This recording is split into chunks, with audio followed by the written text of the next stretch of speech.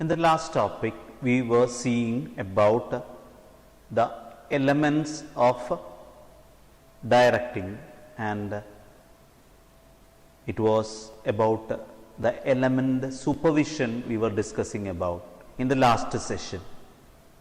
Now, here in this session, we are moving on to the next element, which is a very important element, not only in the organization, even for a human being in his common life. That's a very important thing which we have to keep in mind. But in organization, this have much more effect or much more importance, because that's a very important thing which affects the growth or fall of an organization. If an organization wants to make things better, organization has to make sure that this element is being handled in a better way, or this element is a very much required, and these days it is being given very much important. This element is given very much importance, and we are entering into the next session, which is talking about the second element of directing, and that is motivation. We are starting with the session motivation. So, what is motivation? What is motivation? Motivation is nothing else. Motivation is stimulating people. Motivation is stimulating people. Stimulating people for what? That is stimulating people to act or do something, or act or think something. Or we can say a bit more elaborated, we can say it is a way, it is a process whereby an employee in an organization is being stimulated with something or the other to act in a desired manner. So, they are being stimulated to do something in a particular manner. So, it is process of stimulating people to action. In common terms, it is process of stimulating people to action, or it is said as making subordinates act in a desired manner. So, in some way or other, the management is making sure that the subordinates, the workers, are acting in a desired manner, in an expected manner, or the management will be expecting some particular way or particular method for the workers to act.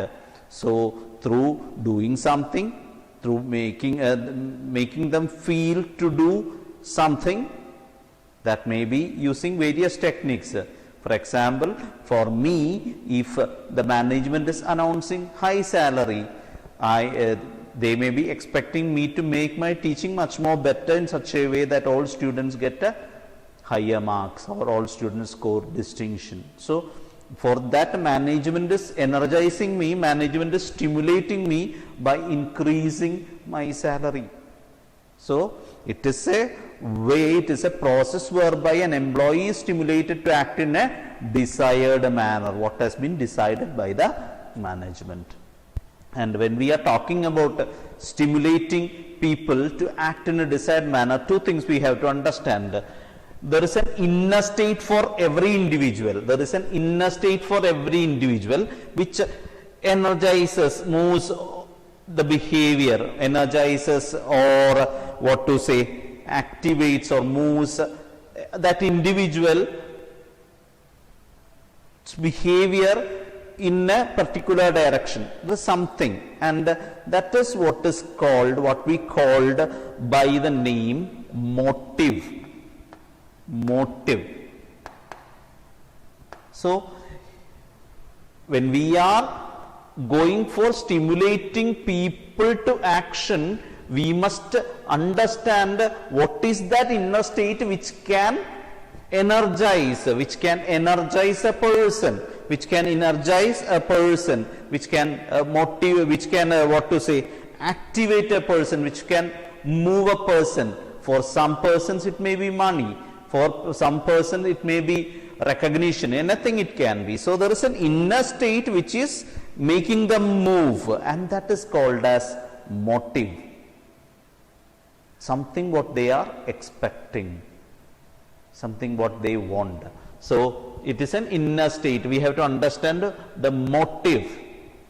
At the same time, to energize the people, to stimulate the people, understanding that inner state which can energize is not enough.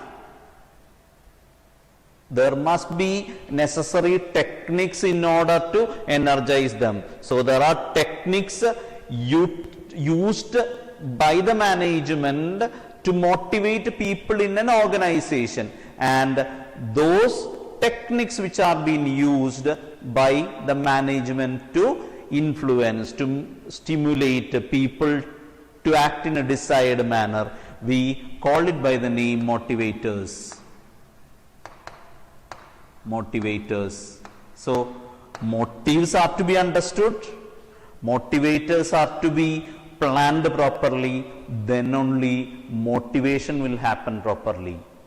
The process of stimulation happens only when we are able to understand the inner state which can move, which can energize the people to act in a desired manner. At the same time, we have to understand what are the techniques what we can use for doing so. Then only we can stimulate the people to move in a desired manner. So, this motive, motivation, motivators are three interconnected words, or it is a part of whole concept of motivation. So, you have to understand that. Now, when we are thinking about motivation, motivation have certain features. Motivation have certain features. If you are analyzing motivation, if you are looking at motivation, there are certain features which we can see.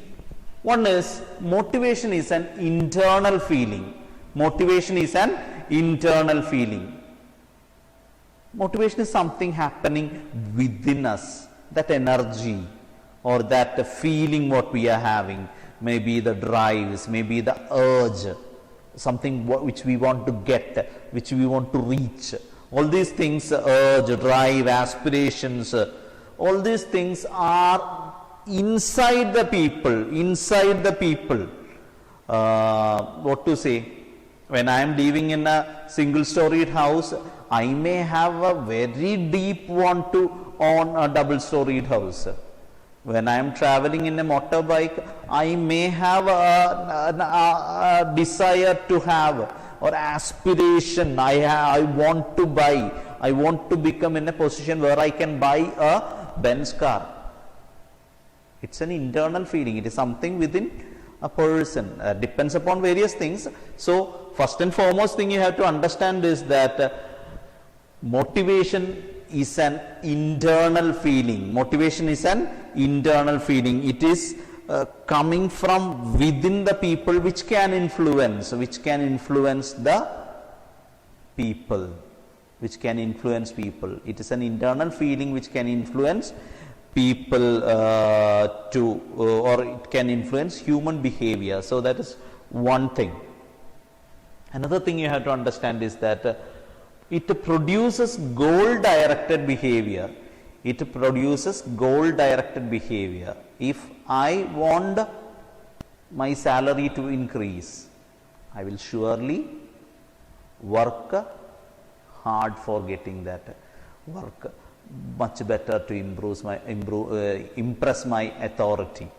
So, motivation is always producing a goal directed behavior. Always I will have that feel, I will have that urge, or I will try to, what to say, I will get stimulated, what to say, it is always based on a goal, something which I want to achieve. So, it always produces a goal directed behavior. It is to act in a desired manner. Motivation is used to act in a desired manner. It is always for attaining something. It is always for attaining something. So, it produces a goal directed behavior. It is making the people to work in a particular direction. So, that is what is called, it produces a goal directed behavior. Now, the third thing is, motivation can be positive and negative. How can motivation be negative? Motivation is encouraging people to act in a desired manner. For that I was talking about my salary or position, promotion, all these things are fine. But if you are not doing things in the proper manner, can we increase the salary? Can they give a promotion? There comes a negative motivation, maybe a suspension, maybe a shock cause notice, maybe a correction, a memo. All these things are negative. A punishment is always a negative motivation, because punishment is not giving for the sake of punishment. Punishments are given in order to bring you in track, to make you act in desired manner. Why impositions are given? Impositions are given for you to learn, but you take it as an exercise. But it is with the idea that you have, when you are writing, you have to learn. How many of you learn? You think, but that is a negative motivation. It's a motivation for you to learn, but the motivation is negative because it is not adding on, it is subtracting on. It is nothing happy for you, it will be a bit sad for you. So motivation can be negative and positive, or positive and negative. Always say positive things first. Okay. Fourth one is, it is a complicated process. It's a complicated process because of the reason that motivation will not be the very same everywhere. Motivation, when we are motivating a person, we cannot motivate every person with the same technique. Motivators have to be different. If you are giving a 10 rupees and saying that you have to do this thing, I may not do, because I am earning salary. 10 rupees is a very minor amount that may not motivate me, but I value money. But as a student, you may be motivated. A 10 rupees is 10 rupees for you. Nowadays it's not. You are familiar with much more higher denominations, but still it will not be the very same for everyone. Motivation cannot be the very same, because if you are looking, certain people will be happy when they are getting money, whereas certain people will be happy when they are getting recognition, when they are getting appreciation, when there is a small pat on your shoulder, that can be a motivation. So motivation becomes a complex process, because motivation will not be the very same for everyone. It differs from person to person. So we cannot use the same motivator everywhere.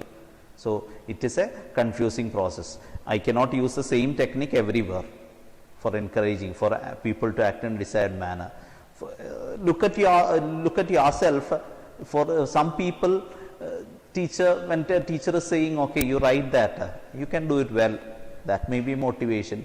But for certain people, we may have to shout and say, you write it and submit it to me by this and this time. There is difference.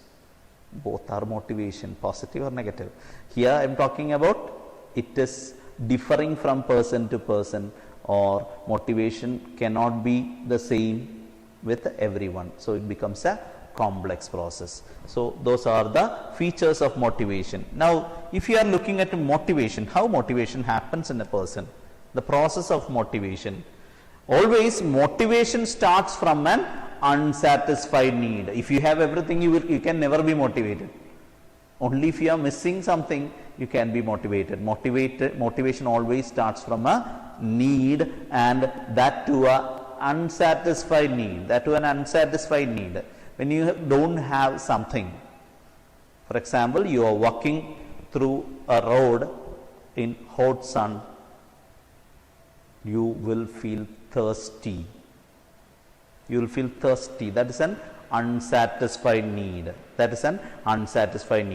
So at that time, if somebody want to make you do something, offer, there is no shops or anything, there is no water available.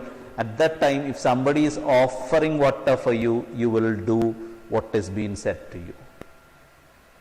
So, that is why it is said always motivation starts from, the process of motivation starts from an unsatisfied need which is not satisfied. And when there is an unsatisfied need, automatically the next thing happening with you is that there will be a tension within you. There will be disturbances. You will feel irritated. You will feel, tired, restless. And what happens is that you will have a serious feel or deep feeling to get water from somewhere. You will be feeling your throat dry, and you will be looking all around. You will be walking up and down everywhere, looking everywhere where you can get some water, and that is called a drive. A drive. Now, with the drive, with the tension, the restlessness, you have a feeling to look for that, and you know the possible places. You know the possible places where you can get water. It can be a well or pipe, or so you will be looking for that. So you have a feeling, okay, at a junction there can be shops selling water, or there will be a pipe, or there will be a well. So you have an idea, or you have a behavior, search behavior will be there. The drive will lead you to a search behavior. There will be a search behavior. You will be looking around. You know you can get water from a shop, or from a pipe, or from a well, whatever be. So you will be having idea where it can be there. Okay, you will be walking to a junction. You will be looking forward for a junction, or you will be looking for a place which is common where there can be water or well or whatever be. Search behavior is there, and as you are searching, as you are having an idea, you will find out one at the junction. You will find out a shop at a junction. Search behavior will lead you to find out the way which you can satisfy your unsatisfied need, and automatically when you are finding out a shop which is selling water, your need will be satisfied. Your need will be satisfied. That means something which you were not having, you got it. So this one is gone, this one is forgotten. All these things happen. It becomes a satisfied need. No tension. With the search behavior, you have found a place which can satisfy your need, and once your need is satisfied, automatically it will bring down the tension, bring down that restlessness within you. You will be cool. So then you will act in the desired manner. With the tension, with the confusion, you will not do anything. So this is the process of, or this is the way in which motivation happens. This is the way in which motivation happens. This is the process of motivation. It starts with the unsatisfied need, and motivation or acting towards desired manner will be after reduction of your tension. So that is what is motivation, the features and the process.